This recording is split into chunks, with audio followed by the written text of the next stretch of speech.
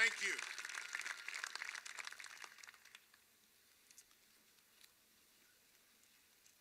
I am humbled to stand before you today as Pennsylvania's 48th governor.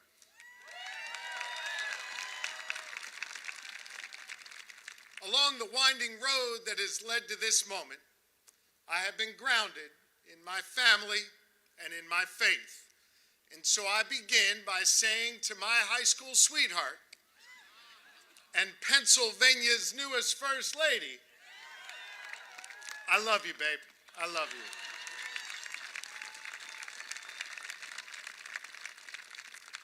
Lori and I are blessed with 4 amazing children, Sophia, Jonah, Max, and Reuben.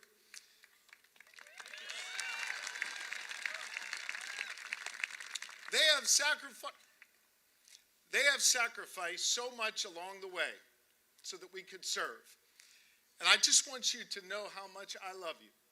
And I want all of you to know just how hard I will work for your children as Lori and I have for ours. I love you guys so much.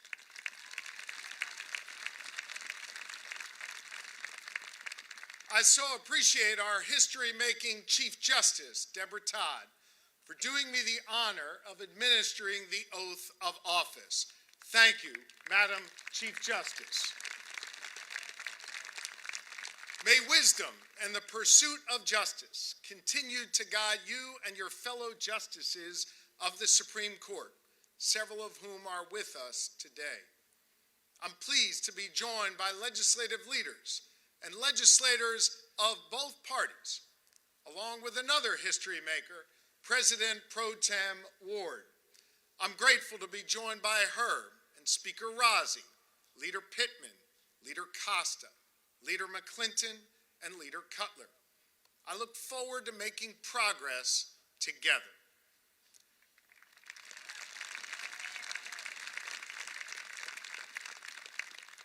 I'm especially pleased to be joined today by Acting Attorney General Henry, Treasurer Garrity, and Auditor General DeFore. And I'm most grateful to have members of our congressional delegation here, led by Senator Fetterman and Senator Casey.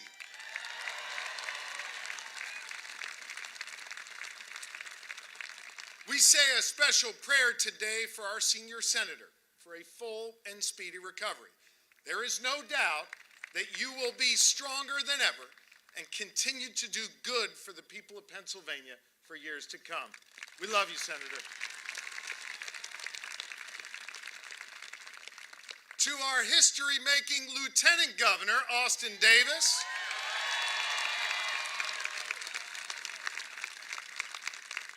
and his wife, Blair, I want to say thank you for joining Lori and I on this journey, for your partnership and for your commitment to service. We appreciate you.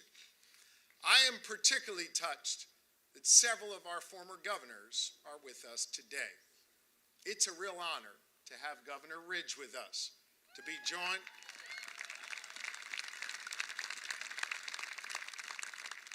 joined by Governor Schweiker, to be joined by Governor Corbett. And while they are here, I know Governor Rendell is watching from home. Your presence here today formally celebrates the peaceful transfer of power. It also reminds us that while I am now entrusted with this awesome responsibility, it is just for a moment in the long history of our Commonwealth. I'll now do my part to build on your work and to leave this place better off the way each of you did before me. Thank you for your service.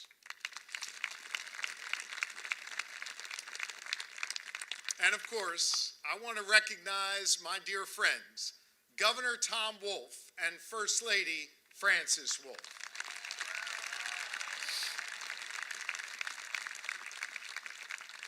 Lori and I are so grateful for your friendship over nearly 2 decades and your guidance through this transition. Governor Wolf has led our Commonwealth and our residents through some of the most challenging times in our history, And he's done so with integrity, with acumen, and with an unwavering commitment to service. Governor Wolf expanded health care to nearly 1 million Pennsylvanians, He invested record amounts in our public schools, and he modernized state government. And thanks to his leadership, we now find ourselves in the strongest financial shape in the history of the Commonwealth of Pennsylvania, allowing us to make the critical investments of tomorrow. Governor, you have exemplified what I spoke of a moment ago. You inherited the work of those who came before you. You served with honor, and you are leaving us in a better place than when we started. Thank you, Governor Wolf. Thank you.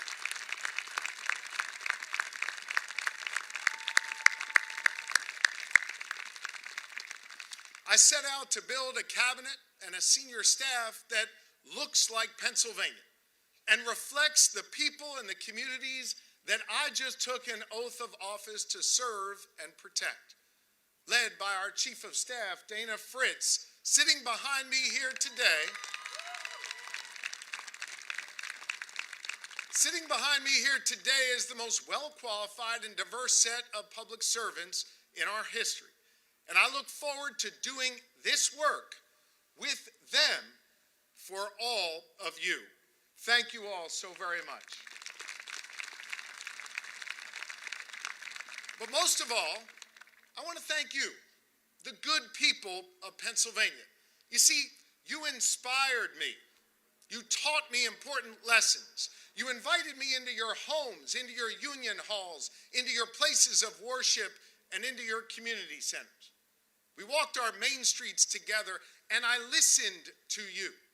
I heard your stories, and those stories fuel my drive to serve. Your struggles give me purpose. Your smiles and your tears, they have filled my heart. Your problems have become my priorities. Your causes, my concerns. And together, we've taken on the powerful, and we have empowered the people. People like Alexis, who was ripped off by a predatory student lender, and whose story inspired a fight to take on that powerful entity and bring real relief to thousands of Pennsylvanians. People like Tim, who did the backbreaking work on our roadways for decades just to have company executives steal his hard-earned benefits, but whose courage led to accountability and change. Like the families who I've met who've lost loved ones to the opioid crisis. They've shared their grief with me, but also their resolve to keep up the fight to protect others from the dangers of addiction made worse by corporate greed. And like the thousands of brave survivors I've met who come no matter where I am and in hushed tones tell me their stories of abuse so the institutions that covered it up can be held accountable. Your stories and your courage, it stayed with me. And it will motivate me every day as I serve as your governor. Because ultimately, in a functioning democracy, it is your voices who should be heard in the halls of government. The voices of people like Danielle, who bravely told us her own story about her decision to have an abortion to save her life, and who I'm honored to have on the stage with me here today. The voice of the grandma in Lawrence County, who I met over 15 months ago in the first week of our campaign. She came up to me, she grabbed me by the lapels, and she pulled me close to her, and in that stern voice that can only come from a grandma, she looked me in the eye and she said, "Do not let us go back to what it was like before Roe." And thanks to so many of you here today, we won't. We won't.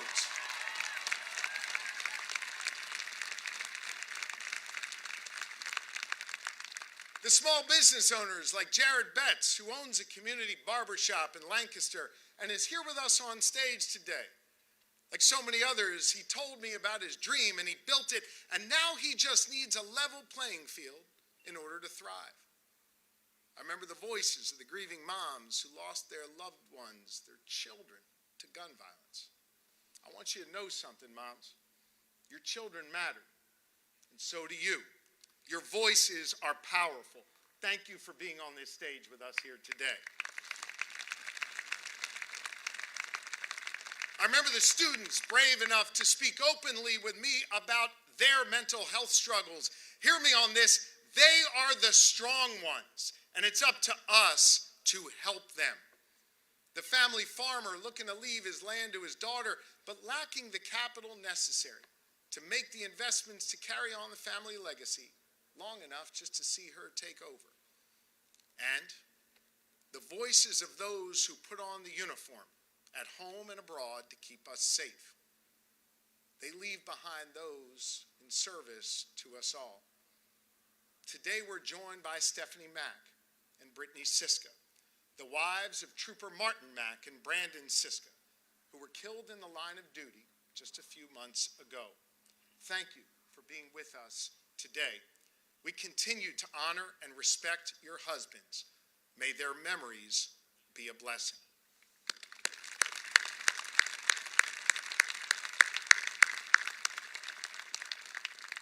I want you to know that you, the good people of Pennsylvania, will always be my North Star. I'm mindful of the fact that you've shared those stories with me because you believe that I can make a difference for you. And that is humbling. Humbling that you've entrusted me with such a great responsibility. Not just the honor to serve as your governor, but the responsibility to stand up for what is right, to bring people together, and to get real things done for you. That is my covenant with you, the people. That's our deal. You have spoke up loud and clear, and you gave me direction with your voice and with your vote. A record number of votes, I might add.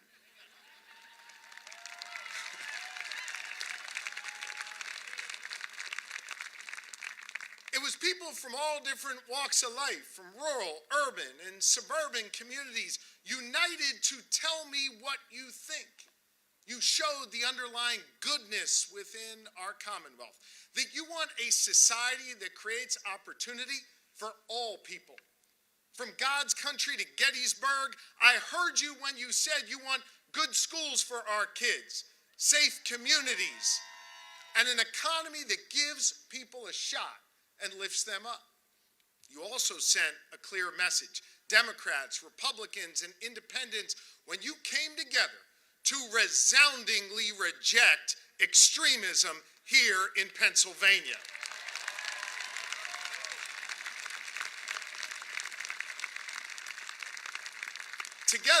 Together, hope defeated fear.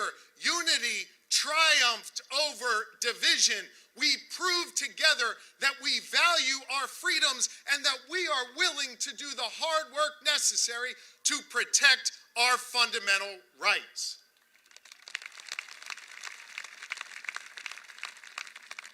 And to those who didn't cast a vote for me, I heard you too. And I will do my best every day to be a governor for all Pennsylvanians. But right now is the time to join together behind the unifying strength of three simple truths that have sustained our nation over the past 2.5 centuries. That above all else, beyond any momentary political differences, we value our freedom, we cherish our democracy, and we love this country.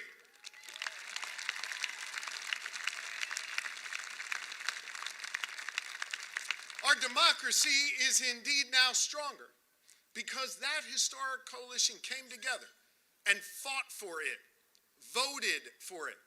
But our democracy is not a given. As our own Pennsylvania history shows, our democracy is a constant work in progress. Pennsylvania's first constitution in 1776 was regarded as the most democratic of its time. But it still took 150 years for women to gain the right to vote. Pennsylvania was the first state in the nation to pass a law abolishing slavery just 4 years later in 1780. But it took until 1847 for total abolition. You see, we worked at it together because we value our freedom. And as a people, we are committed to progress. Consider this for a moment. Our Commonwealth was founded on the promise of religious tolerance. Pennsylvania, a place where Penn invited all to come and live and worship in peace and security. And now, in this place of tolerance, I stand before you a proud American of Jewish faith who just took the oath of office to be the 48th governor of this great Commonwealth on a Bible from the Tree of Life Synagogue. The scene just 4 years ago of the deadliest act of anti-Semitism in our nation's history.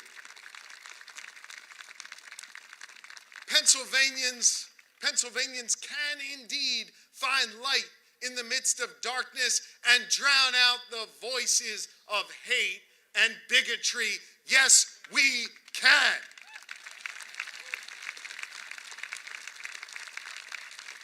You see, in every chapter of this Pennsylvania story, we got better. We got stronger. We got more tolerant. Our story is one of progress and prosperity.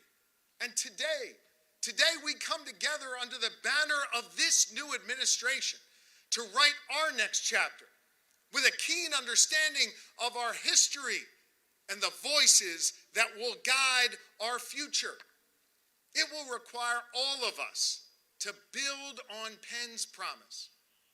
My own faith teaches me that no one is required to complete the task, but neither are we free to refrain from it. In this capital and all throughout our Commonwealth, we have a unique responsibility to keep doing the hard and necessary work to strengthen the democracy that was born right here 246 years ago. Each of us can make a contribution. And in many different ways, we've shown that when it's all on the line, Pennsylvanians step up and do their part. We rallied, like Gen Z. Anybody from Gen Z here? Like Gen Z, who continue to make progress on climate change and gun violence and reproductive rights. Like the two women in Montgomery County who bravely walked into a county courthouse and asked for a marriage license before it was legal and sparked a movement. Like those who marched with Dr. King at Girard College during the Civil Rights Movement to demand righteous change. Like the Pennsylvania service member who carried with him one of the other Bibles I was sworn in on today when he fought to save the world from fascism and defeat the Nazis in World War II and earned himself a Purple Heart in the process. You see, they stepped up the Pennsylvania way. We are all stewards of our democracy. And I'm mindful that as we celebrate this peaceful transition of power, we are proving again that our democracy endures and the collective work to strengthen it continues. This work is more important now than ever before. Because we have seen over the last several years, we've been reminded over the last several years of the fragility of our democracy. How we have to keep working at it. How we have to keep fighting to protect it. Here in Pennsylvania, we didn't allow the extremists who peddle lies to drown out the truth. We showed that our system works. Our elections are free and fair, safe and secure.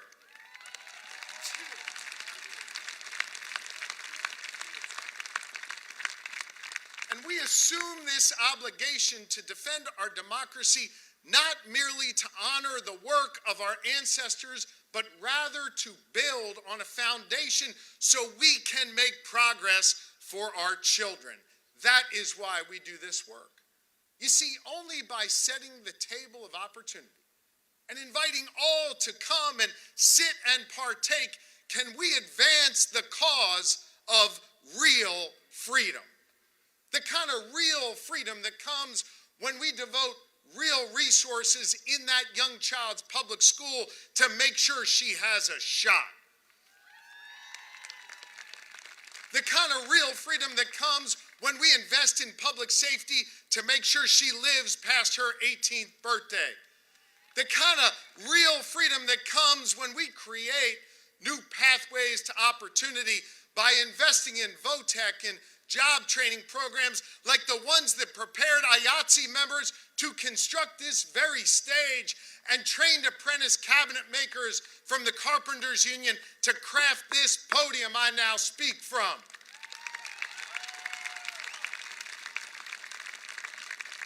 The kind of real freedom that comes when you live in a commonwealth that respects you for who you are, no matter what you look like, where you come from, who you love, or who you pray to or choose not to pray to. Real freedom that makes government a productive force for good, that allows us to tackle big challenges again and dream of brighter, more prosperous tomorrows, where our air is clean, our water is pure, our communities healthier, and our economy stronger, where poverty doesn't get ignored and prosperity isn't limited to certain zip codes in Pennsylvania.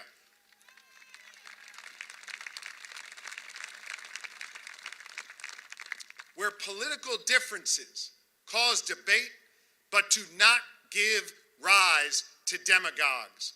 The real freedom that leaves its citizens with the confidence of knowing that the doors of opportunity will swing open if they simply push them through. Where everyone gets a shot and no one is left behind. That is real freedom. And that is our challenge. That is our calling, and that is the next chapter in our Pennsylvania story that we start writing today all together. That is our challenge.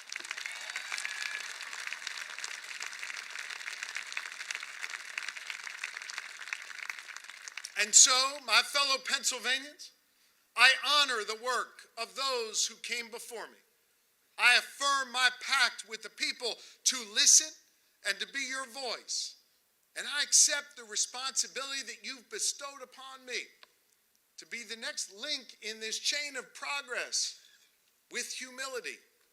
And so, with my feet firmly rooted in we the people of Pennsylvania, with my heart open to others and my eyes fixed ahead, I am prepared now to do my part to move our Commonwealth forward. Thank you for this honor. May God bless you, and may God watch over the women and men of the Pennsylvania National Guard. Thank you so very much. Thank you.